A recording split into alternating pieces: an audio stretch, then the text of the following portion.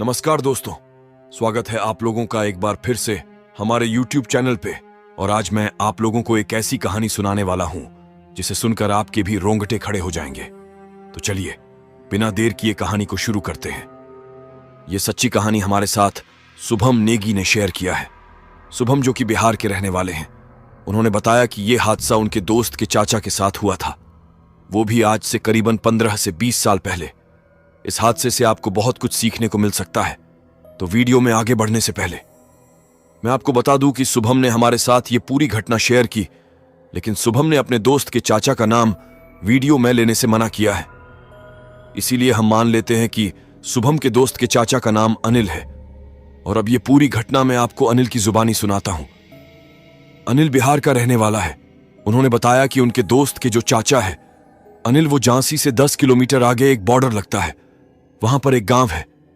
उस गांव का नाम भी मैं आपको यहां नहीं बता सकता, लेकिन हां, वहां पर गुड़ बहुत ही प्योर क्वालिटी का मिलता है। इस पूरे हादसे में आप कुछ ऐसी ऐसी चीजें देखेंगे जो आपको बहुत ही ज्यादा डरा देंगी।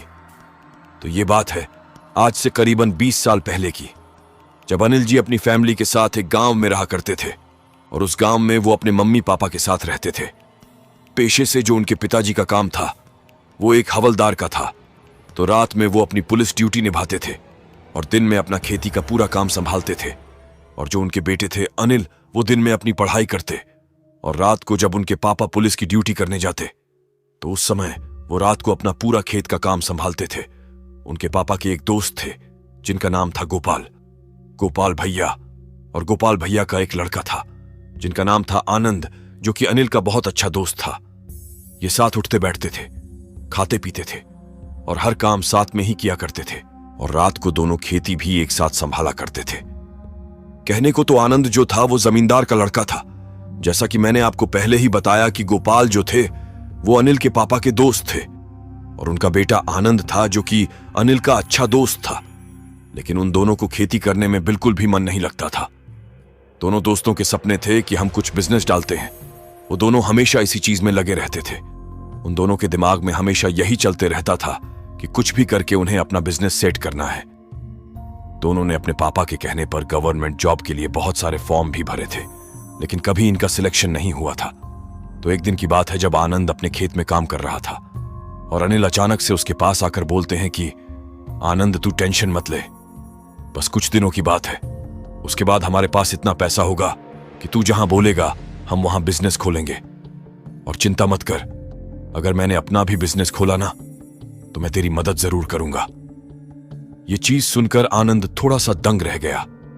उसने सोचा कि मतलब मेरे अंडर काम करने वाला इंसान मुझे ये चीज बोल रहा है।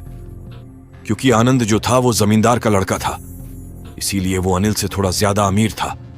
इसीलिए उस समय वो अनिल की उस बात को मजे में लेते हुए कहता है, हाँ भाई अनिल, क्यों नहीं भाई, मैं तो चाहूंगा यार तू आगे बढ़, और हम तो वैसे ही तेरे आगे गरीब आदमी है। आनंद ने अनिल को टॉन्ट मारते हुए कहा, जिस पर अनिल हंसने लगा और वहां से मुस्कुरा के दोनों अपने अपने काम पर लग जाते हैं। 3 दिन बाद आनंद देखता है कि अनिल जो है वो खेत में लेट आया है। तो आनंद अनिल से बोलता है, हाँ भाई क्या बात है, आजकल काम करने का मन नहीं कर रहा क्या, 2-2 घंटे लेट आ रहा है। तो अनिल अचानक से आनंद को बोलता है, भाई ये देख सोने की अंगूठी। और वो आनंद को एक सोने की अंगूठी दिखाता है। सोने की अंगूठी देखकर आनंद पागल हो जाता है और अनिल से कहता है कि भाई तू मजाक कर रहा है, चांदी की अंगूठी पर तूने सोने की पानी चढ़वा लिया होगा।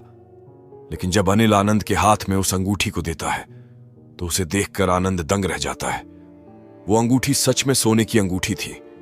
ये देखकर अचानक से आनंद विमल से बोलता है कि सच सच बता दे, ये अंगूठी तेरे पास कहां से आई, कहीं तूने चोरी तो नहीं की है ना। इतना बोलते ही अनिल आनंद पर भड़क जाता है और कहता है, मैंने 3-4 दिन पहले तुझसे बोला था ना कि हमारे पास बहुत सारा पैसा आने वाला है। मैंने एक छोटी जगह पर इन्वेस्ट करा है, किसी बिजनेस में पैसे लगाए हैं मैंने, टाइम आने पर बताऊंगा। फिलहाल चल पार्टी करने चलते हैं। लेकिन उस दिन खेत में कुछ ज्यादा ही काम होने की वजह से वो दोनों उस दिन पार्टी करने नहीं जा पाते हैं। लेकिन फिर 3-4 दिन बाद अनिल और आनंद के सारे दोस्त भी एक जगह पर मिलते हैं। कम से कम वो लोग 10 दोस्त एक जगह पर मिलते हैं और ये अच्छी खासी पीते खाते हैं, पूरी रात पार्टी करते हैं। और अंत में जब बिल देने की बारी आती है तो एकदम से अनिल बोलता है, भाई पैसे मैं दूंगा, अगर तुम सही में मुझे दोस्त मानते हो तो आज पैसे मैं दूंगा। अनिल की यह बात सुनकर सबकी आंखें फटी की फटी रह जाती है। उसे देखकर ऐसा लग रहा था जैसे इसकी कोई लॉटरी निकल गई हो। आनंद इन सभी चीजों पर बहुत गौर कर रहा होता है। वो सोचता है कि जब से इसके पास पैसे आए हैं तब से ये ना तो खेत पर काम करने आता है और हर समय बस पार्टी और एंजॉय करते रहते हैं। खैर, उस समय तो आनंद अनिल से कुछ भी नहीं बोलता है। ये लोग सब कुछ खाते पीते हैं, सही से एंजॉय करते हैं और उसके बाद ये लोग वहां से निकल जाते हैं। सारा बिल अकेले अनिल भरता है। अब आनंद के दिमाग में एक ही बात चल रहा होता है कि आखिर अनिल के पास इतने पैसे आए कहां से, ये अनिल ऐसा कर क्या रहा है। ये सारी बातें अभी आनंद के मन में चल रही थी। फिर 3 दिन बाद वो दोनों उनके गांव के पास एक नहर थी, वहीं पर बैठे हुए थे। अनिल और आनंद वहां पर बैठ के बातें कर रहे थे। तभी आनंद एकदम से अनिल से कहता है कि अनिल देख, सच सच बता, तू ऐसा क्या कर रहा है कि तेरे पास इतना पैसा आ रहा है। तू जब भी कहीं भी जाता है सीधा 500 का नोट निकाल देता है। आनंद की इस बात पर अनिल बोलते हैं कि भाई देख, मैंने एक छोटा मोटा बिजनेस डाला है। अभी थोड़ा बहुत मुझे लग रहा है कि अच्छा खासा पैसा निकल रहा है, लेकिन कभी कभी अप डाउन भी होता रहता है। तो अभी तू मुझसे मत पूछ, मैं तुझे जरूर बताऊंगा। अभी चल कहीं से घूम के आते हैं। आनंद के सवाल पर हर बार कैसे ना कैसे अनिल बात को पलट देता था, जिसके बाद अनिल और आनंद ये दोनों घूमने के लिए निकल जाते हैं। और आगे जब ये घूम के आते हैं तो आनंद के दिमाग में पूरे टाइम यही चल रहा होता है कि यार इस बंदे के पास इतने पैसे आ कहां से रहे हैं। अब 4-5 दिन बाद की बात है, जब खेत के पास आनंद काम करके अपने घर की ओर जाने को होता है तो ये देखता है कि अनिल के हाथ में एक लैंप होता है। पुराने समय में लैंप जो मिट्टी के तेल से जला करता था, वो लेकर अनिल शमशान की ओर जा रहा था। ये देखकर आनंद को कुछ समझ नहीं आता है। वो सोच में पड़ जाता है कि आखिर ये बंदा कर क्या रहा है। ना ये खेतों में काम करने आता है और पता नहीं कहां से इसके पास इतने सारे पैसे आ रहे हैं, और तो और इतने शाम के टाइम ये लैंप लेकर शमशान की ओर क्यों जा रहा है। इन सभी सवालों के जवाब को जानने के लिए आनंद चुपके से अनिल का पीछा करने लगता है।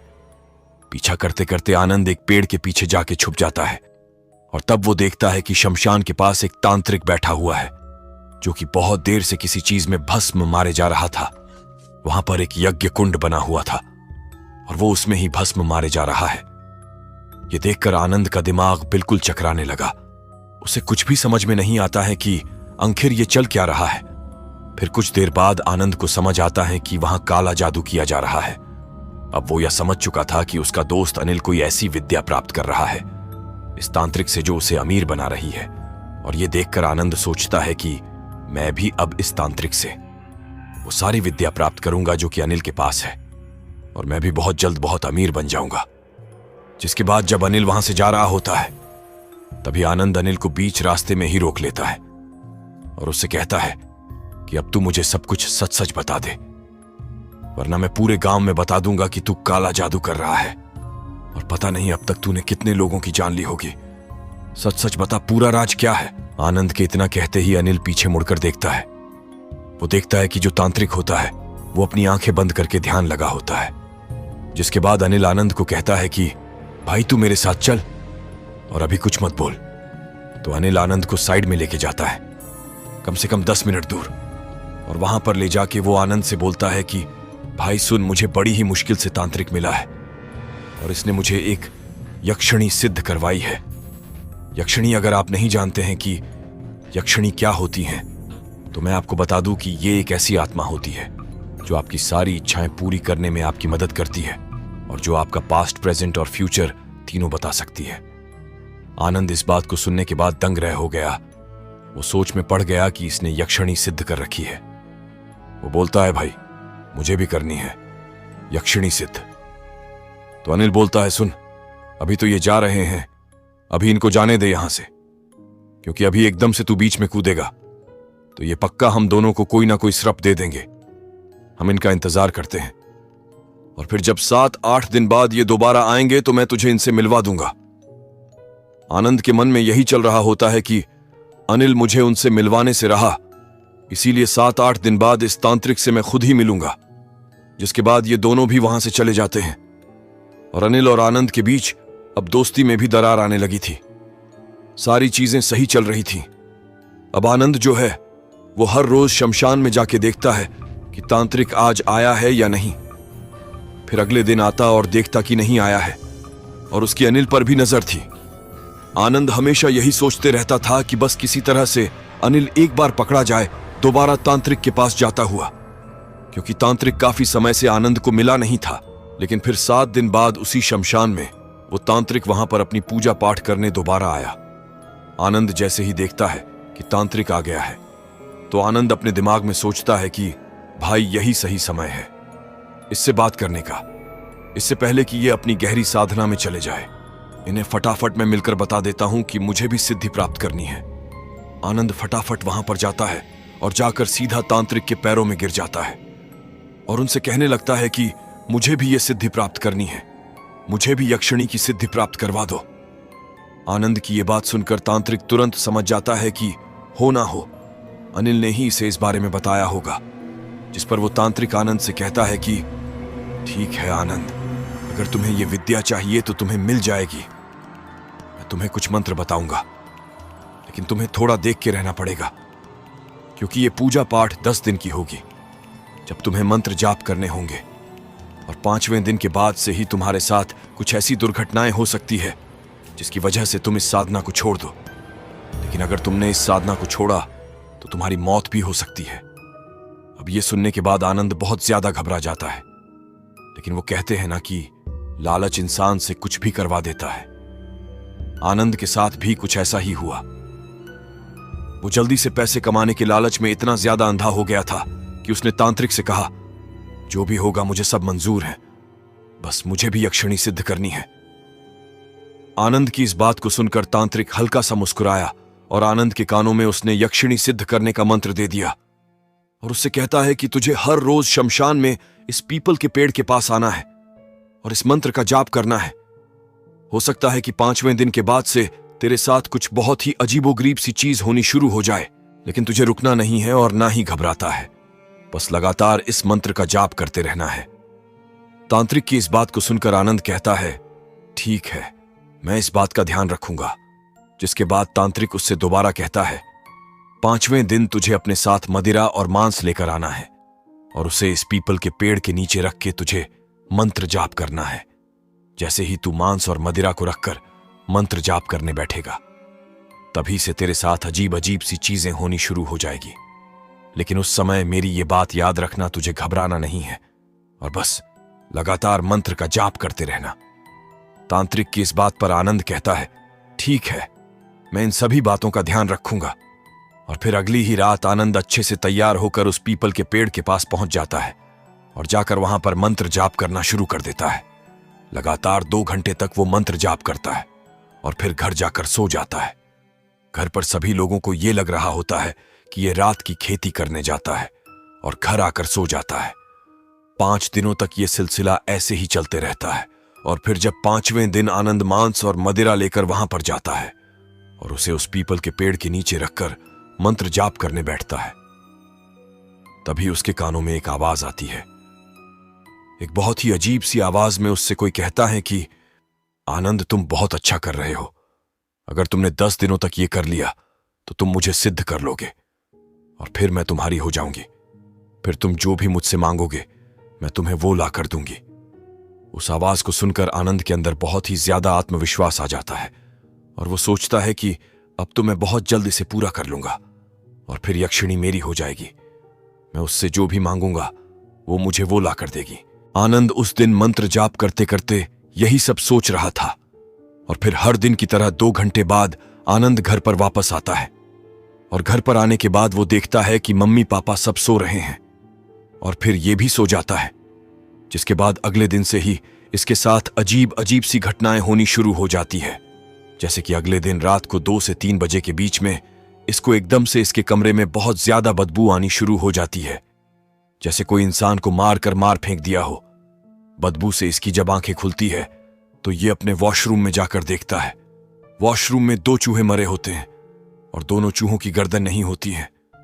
वो देखकर ये फटाफट से अपनी मम्मी को बोलते हैं कि मम्मी हमारे घर में शायद बिल्ली बिल्ली आ गई है, और देखो चूहे उन्होंने बीच में से फाड़ के फेंक रखा है।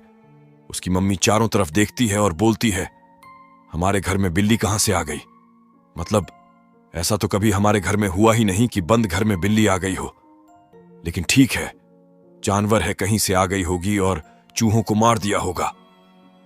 फिर आनंद चूहों को उठा के घर से बाहर फेंक देता है, लेकिन वो चूहे जहां मिले थे वो जगह थी वॉशरूम, और वो भी बाहर से बंद था।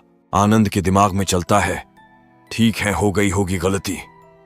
ये सब उसके साथ तब हो रहा था जब वो अपनी साधना पूरी कर रहा था। फिर उसके 2 दिन बाद इसको फिर से एक दोबारा इशारा मिलता है।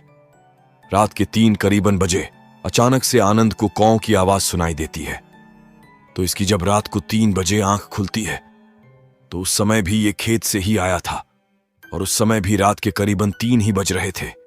इसकी आंख खुलती है तो आनंद देखता है कि घर के आसपास कम से कम 50 से 100 कौए इसके घर के आसपास आके बैठ गए हैं और काय काय करे जा रहे हैं। जिसके बाद आनंद अपनी मम्मी को बोलता है, मम्मी हमारे घर में एकदम से इतने कौए कहां से आ गए? तो उसकी मम्मी आनंद से कहती हैं कि कौए हमारे घर में नहीं है, ये हमारे घर की छत पर बैठे हैं। और जब उसकी मम्मी और आनंद ऊपर जाकर देखते तब तक वहां कोई भी कौवा नहीं होता है। वो इतने कौए की आवाज कहां से आ रही थी इन्हें कुछ पता ही नहीं चला। उसके बाद आती है वो रात जिसका आनंद को बेसब्री से इंतजार था। वो 10वीं रात। ये वहां पर बैठकर साधना कर रहा होता है। रात के ठीक 12 बजे एक बहुत ही ज्यादा सुंदर लड़की एक पीपल के पेड़ के पीछे से निकल के आती है और बोलती है, आनंद तुम्हारी साधना पूरी हुई, तुमने मुझे पा लिया है। आनंद जैसे उसकी खूबसूरती में कहीं खो ही गया था, और उसके दिमाग में उस समय बस यही चल रहा था कि बस किसी भी तरह से मेरा इसके साथ कोई रिश्ता बन जाए, कोई शारीरिक रिश्ता। उसे देखकर आनंद के दिमाग में बस संभोग के ख्याल ही आ रहे थे। लेकिन तभी उसके दिमाग में अचानक से आया, नहीं मुझे बस पैसे कमाने हैं। और तभी यक्षिणी आनंद से कहती हैं कि मांगो, तुम्हें मुझसे क्या मांगना है? जिस पर आनंद बोलता है कि मैं आपसे बहुत सारा पैसा चाहता हूं, मुझे अपना बिजनेस खोलना है और उसके लिए मुझे बहुत सारे पैसे चाहिए। जिस पर यक्षिणी उससे बोलती है कि तुम अगर मुझसे कुछ मांगोगे तो मैं भी तुमसे कुछ मांगूंगी। मैं तुम्हारे इच्छा को पूरी करूंगी और तुम मेरे इच्छा को पूरा करना। आनंद लालच में इतना पागल हो गया था कि उसने सीधा बोल दिया, ठीक है, तुम्हें जो चाहिए वो मिलेगा, बस मुझे अमीर बना दो। जिस पर यक्षिणी बोलती है, ठीक है, कल रात के 3 बजे तक तुम्हें तुम्हारा पैसा मिल जाएगा। फिर आनंद अपने घर आ जाता है। वो बहुत ज्यादा ही खुश होते हैं। फिर वो अगले दिन अपने खेत पर जाता है। सारा काम करके रात के 10 बजे तक घर वापस आ जाता है और अपने पैसों का इंतजार करने लगता है। फिर रात के ठीक 3 बजे यक्षिणी उसके सामने प्रकट होती है और उसके हाथ में सीधा 500 की गड्डी रख देती है। और अगले 3 से 4 दिन तक यही होता रहता है। इतने में 4 से 5 दिन के बाद आनंद जो होता है वो अपना एक बिजनेस भी खोल लेता है, सरियों का बिजनेस। जो घर के सरिये बनते हैं, जिसे हम लोहा भी कहते हैं, उसका बिजनेस आनंद ने खोल लिया था और इसका काम भी बिल्कुल सही चलने लग जाता था। अचानक से पूरा गांव देख रहा होता था कि भाई ये हो क्या रहा है? एकदम से ये लड़का इतने पैसे कहां से ले आया? पहले अनिल और अब आनंद। इस दौरान अनिल और आनंद की आपस में बात नहीं हो रही थी जब इनका सब कुछ चल रहा होता है। फिर 7 से 8 दिन बाद वो यक्षिणी आनंद के सामने प्रकट होती है और बोलती है कि अब मेरी इच्छा मांगने का वक्त आ गया है। आनंद थोड़ा तो घबराता है, लेकिन फिर बोलता है कि बोलो, आपकी क्या इच्छा है? तो यक्षिणी बोलती है कि मुझे तुम्हारे साथ संभोग करना है। यह सुनने के बाद आनंद तो मानो जैसे पागल ही हो गया। उसे कुछ समझ ही नहीं आया कि आखिर ये उसके साथ चल क्या रहा है। अचानक से उसकी जिंदगी इतनी अच्छी कैसे हो गई? और उस रात पहली बार ये दोनों करीब आए थे। इनके बीच में वो सब कुछ हुआ जो एक शादीशुदा कपल के बीच में होता है। ये सब कुछ होने के बाद आनंद जो था वो अपने आप को ऐसा महसूस कर रहा था कि उससे ज्यादा ताकतवर इंसान कोई भी नहीं है। आनंद की बॉडी में इतनी शक्ति आ गई थी कि वो खुद को ऐसा महसूस कर रहा था कि वो एक ट्रक को भी अपने हाथ से उठा दे, और उससे ज्यादा उसे कुछ नहीं चाहिए था। उसके पास पैसे थे, उसके पास पावर थी। हर 2 दिन में अब आनंद और उस यक्षिणी के बीच में संभोग हुआ करता था, और आनंद अपने आप को इतना मजबूत और ताकतवर पाता था कि वो चाहे तो 10 लोगों को एक साथ पीट दे। ये सारी चीजें अब चलती रहती है और फिर 7 से 8 दिन बाद जब दोबारा यक्षिणी आनंद के सामने आती है और ये दोनों संभोग कर रहे थे कि तभी रात के करीबन 2 से 3 के बीच में अचानक से आनंद को अनिल का फोन आता है और आनंद देख रहा होता है। उसकी नजरों में घमंड था कि अब मैं इसे बताऊंगा कि जो यक्षिणी इसके पास थी अब वो मेरे पास है। जिसके बाद आनंद ने एकदम से फोन उठाया और संभोग करते करते फोन को स्पीकर पर डालता है तो वहां से अनिल की एक आवाज आती है। वो घबराते हुए आनंद से कहता है कि भाई आनंद, वो कोई यक्षिणी नहीं है, वो एक डायन है। और डायन नाम सुनते ही आनंद के दिल की धड़कनें मानो जैसे दुगनी रफ्तार से धड़कने लगीं। दांत बिल्कुल एकदम से पिस गए और वो जो यक्षिणी उसके ऊपर बैठी थी, जो कभी उसके गर्दन को चूम रही थी तो कभी उसके होठों को काट रही थी, एकदम से उसकी हंसी निकलती है जैसे चुड़ैलों की हंसी होती है। बिल्कुल वैसी ही हंसी एकदम उसके मुंह से निकलती है और आनंद बिल्कुल जमा का जमा ही रह जाता है। और तो और अनिल की ये बात सुनकर आनंद की उस समय बिस्तर पे लेटे लेटे ही टॉयलेट निकल गई थी। वहां पर उन्होंने पूरे बिस्तर को गंदा कर दिया था और उन्होंने उस डायन को देखा। वो दिखने में इतनी भयानक थी कि जितनी भयानक शायद आपने किसी फिल्म या असलियत में किसी भूत प्रेत को नहीं देखा होगा। इतनी भयानक कि आनंद ने जब पहली बार उस डायन को देखा था तो वो वहीं पर बेहोश हो गया और सुबह जब उसकी आंख खुली तो उसने देखा कि वो बिल्कुल नॉर्मल था। हाँ, उसने अपने बिस्तर पर टॉयलेट जरूर कर रखा था। इस घटना के बाद करीबन 2-3 दिनों तक आनंद अपने घर से बाहर नहीं गया। वो सारा दिन अपने बिस्तर के नीचे छुप के रहता था। और अनिल जिसका फोन आया था उसके पापा की अचानक से मौत हो गई और फिर अनिल अपना पूरा घर बार यहां से बेच के कहीं और चला गया था। और आनंद अब पूरा पूरा समय बैठकर यही सोचने लगा था कि अब वो इससे बचने के लिए क्या करे, कहां जाए, किसे बोले। और वो कहते हैं ना कि कोई चीज अगर आपके पास आई है तो इतनी आसानी से तो जाएगी नहीं। फिर तीसरी रात जब आनंद सो रहा होता है तभी यक्षिणी इसके बगल में इसे लटी हुई मिलती है और ये देखकर आनंद बुरी तरीके से कांपने लगता है। इस बार वो यक्षिणी के रूप में नहीं थी बल्कि वो एक डायन के रूप में थी। और वो बोलती है कि तूने मेरी पहली इच्छा तो पूरी कर दी, मेरे साथ संभोग करने का, अब मेरी दूसरी इच्छा सुन। अगर तूने ये इच्छा मेरी पूरी नहीं की तो अगले 2 दिन में तेरी मौत हो जाएगी। ये सुन के आनंद के पसीने छूट गए और वो घबराते घबराते बोलता है कि बताओ क्या इच्छा है तुम्हारी, मैं उसे भी पूरा कर दूंगा, बस तुम मुझे मारना मत, मुझे अपनी इच्छा बता दो। जिसके बाद उस डायन ने आनंद से कहा कि तेरे घर के बगल में एक औरत रहती है जिसका 8वां महीना लगा हुआ है। जिस पर आनंद बोलता है हाँ मैं जानता हूं उन्हें। तभी वो डायन बोलती है कि तेरे पास कल तक का वक्त है, उसके पेट में से वो बच्चा मुझे ला के दे। अगर तूने उस बच्चे को ला दिया तो मैं तुझे कुछ भी नहीं करूंगी, लेकिन अगर तू उस बच्चे को कल तक नहीं लाया तो उस बच्चे को तो कल मैं निकाल ही लूंगी उसके पेट से, लेकिन अगला मरने की बारी तेरी होगी। ये सुनने के बाद आनंद के पैरों तले मानो जैसे जमीन खिसक गई थी और उसने सोच लिया था कि अब तो मैं मरूंगा, क्योंकि ये काम वो कर ही नहीं सकता था। लेकिन उस डायन का कहना था कि अगर कल शाम तक तूने उस बच्चे को उसके पेट से नहीं निकला तो उसे तो वो उसके पेट से निकाल ही लेगी, लेकिन आनंद अगर निकाल के लाएगा तो आनंद बच जाएगा, वरना 2 से 3 दिन के बाद आनंद की मौत पक्की है। आनंद बस अपने आप को समझा के बैठा था, नहीं ऐसा कुछ नहीं होगा, वो डायन झूठ बोल रही है। और जब वो बच्चा नहीं लेकर आता है तो अचानक से अगली शाम आनंद को बगल वाले घर से चिल्ला चिल्ला के रोने की आवाजें आती है, हाय मर गई, हाय मर गई, बच्चा कहां गया, बच्चा कहां गया। और आनंद एकदम से डर जाता है सुन के कि कहीं जो डायन ने बोला था वो सच तो नहीं हो गया। और पूरे मोहल्ले में अफवाह उड़ गई कि जो साइड में वो महिला थी जिसके पेट में बच्चा था, उसके पेट पर काटने के निशान थे, बहुत ही बुरी तरीके से नाखून मारे हुए थे, और उसकी जो मौत हुई थी वो भी बिल्कुल नेचुरल तरीके से नहीं हुई थी। वो आवाज सुन के आनंद बहुत ही ज्यादा घबरा जाता है और अब आनंद के पास कोई चारा नहीं था। वो अपने पापा को जाकर सब कुछ सच बता देते कि मुझसे ऐसी गलती हो गई, मैं शमशान में गया और मैंने ऐसे ऐसे सारा कुछ किया है, और पूर्णिमा की रात महायज्ञ होगा और उस महायज्ञ के दौरान आपका लड़का बहुत तड़पेगा, वो बहुत चिल्लाएगा, लेकिन आपको अपने लड़के को बांध के रखना होगा। अगले दिन आती है वही पूर्णिमा की रात और महायज्ञ शुरू होता है और पूरा मोहल्ला अपने घर के बाहर खड़ा होकर देख रहा होता है वो मौत का तांडव।